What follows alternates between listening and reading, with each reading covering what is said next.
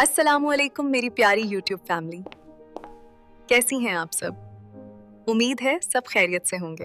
और पिछले कुछ व्लॉग्स में काफ़ी लोगों ने मुझसे ये बोला था कि मैं इस टॉपिक पे वीडियो बनाऊं कि हम अपने उन प्यारों के लिए क्या कर सकते हैं जो अब हमारे दरमियान नहीं रहे। सच्ची बात तो ये है कि पापा के जाने के बाद मेरा दिल भी था कि मैं इस पर डिटेल में बात करूं, तो सोचा आज इसी टॉपिक पर एक अच्छी सी डिस्कशन करते हैं। देखें, हम अपनी दुनिया, यूनिवर्सिटी की पढ़ाई और घर के कामों में इतने मगन हो जाते हैं कि भूल जाते हैं कि कब्रिस्तान में हमारे प्यारे हमारी दुआओं के कितने प्यासे हैं। आपको पता है, हदीस पाक में है कि मुर्दा कब्र में ऐसे ही होता है जैसे कोई डूबता हुआ इंसान मदद के लिए पुकार रहा हो।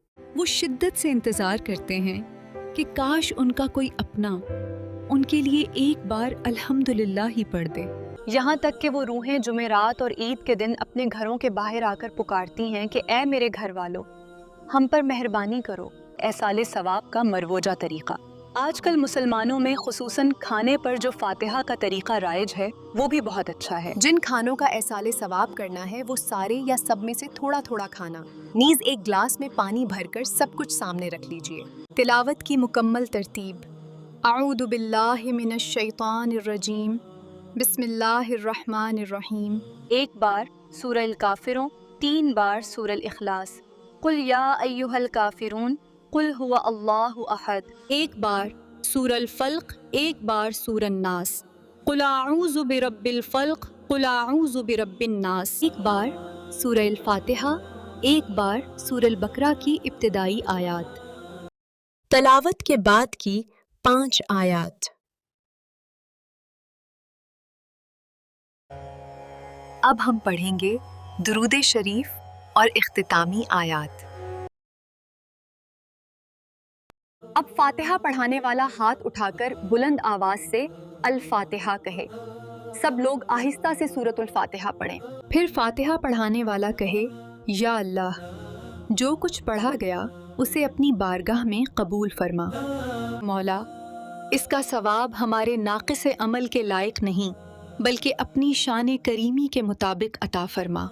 सरकार सल्लल्लाहु अलैहि वसल्लम के वसीले से तमाम अंबियाए कराम, सहाबाए कराम, अहले बैत अतहार और औलियाए कामिलीन की अरवाह को पहुंचा। और बिलखुसूस यहाँ मरहूम का नाम लें या कहीं तमाम फौतशुदा मुसलमान मर्द और औरतों की रूह को उसका सवाब पहुंचा। उनकी कब्रों को रोशन फरमा और उनकी मगफिरत फरमा, आमीन। सिर्फ तलावत ही नहीं, माली सदका भी बहुत जरूरी है। अपने मरहूम प्यारों की तरफ से किसी बेवा का राशन बनवा दें या किसी यतीम बच्चे की तालीम का खर्चा उठाएं। दीनी काम, किसी मदरसे में कुरान पाक का अतिया दें या किसी मस्जिद की तामीर में हिस्सा लें। सदका जारिया, कहीं पानी का कूलर लगवा दें या फलदार दरख्त लगाएं। जब तक लोग फायदा उठाएंगे आपके प्यारों को सवाब मिलता रहेगा। सबसे पहले तो ये जान लें कि वालिदैन की कब्र की ज़ियारत करना कितना बड़ा अमल है। जो सवाब की नीयत से वालिदैन या एक ही कब्र की ज़ियारत करे उसे एक मकबूल हज का सवाब मिलता है। जो कसरत से ज़ियारत करता है उसकी अपनी वफात के बाद फरिश्ते उसकी कब्र की ज़ियारत को आते हैं। एक बहुत डराने वाली बात यह है कि जब बंदा माँ बाप के लिए दुआ करना छोड़ देता है तो उसका रिस्क काट दिया जाता है, इसलिए अपनी बरकत के लिए भी उनके लिए दुआ लाजमी करेंगे। जुमा की फजीलत, अगर आप जुमा के दिन कब्र पर जाकर सूरह यासीन पढ़ें तो आपकी मगफिरत कर दी जाती है।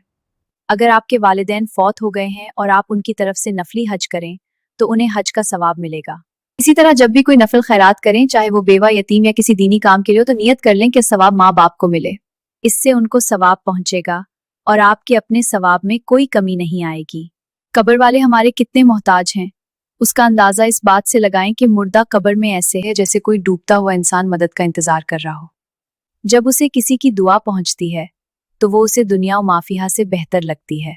हजरत अरमिया अलैहिस्सलाम का एक किस्सा है कि वो कुछ कब्रों से गुजरे जहां अजाब हो रहा था, लेकिन 1 साल बाद वो अजाब खत्म हो गया। अल्लाह पाक ने फरमाया कि इनके कफन फट गए और बाल बिखर गए तो मुझे इन पर रहम आ गया। सुभान अल्लाह, अल्लाह कितना रहीम है। तो बहनों, रमजान भी करीब है, क्यों ना हम अभी से अपने इन प्यारों के लिए ये तैयारियां शुरू करें। ये छोटी सी कोशिश इनकी कब्र को रोशन कर सकती है। उम्मीद है आज की ये डिटेल वीडियो आपको पसंद आई होगी। कमेंट्स में आमीन लाजमी लिखिएगा, क्या पता किसकी जबान से निकला हुआ आमीन कबूल हो जाए और हम सबके प्यारों की मगफिरत हो जाए। वीडियो को लाइक करें और अपने फ्रेंड्स के साथ शेयर करें। अल्लाह हाफिज।